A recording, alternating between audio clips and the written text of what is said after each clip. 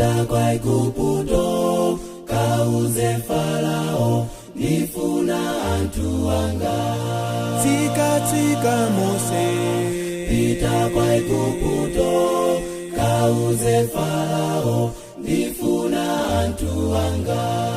alipa ulendo Opita ukenani alipa ulendo Opita ukenani wala mula ni Yehova wala mula ni Yehova.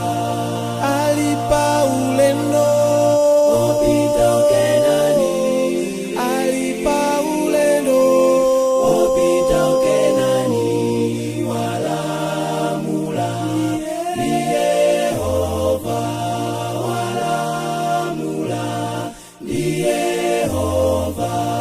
Mose anapita Kwa mfumu Farao mbuye wandituma afuna antu wake. Mose anapita Kwa mfumu Farao mbuye wandituma afuna antu wake. alipa ulendo Opita ukenani alipa ulendo Opita ukenani wala mula ni Yehova wala mula ni Yehova.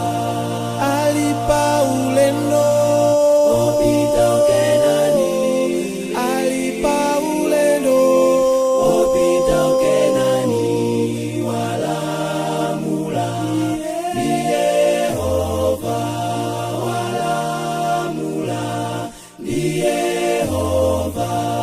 bale iwe ndine Mbuye akufuna kuti tituluke mwigupto wa uchimo.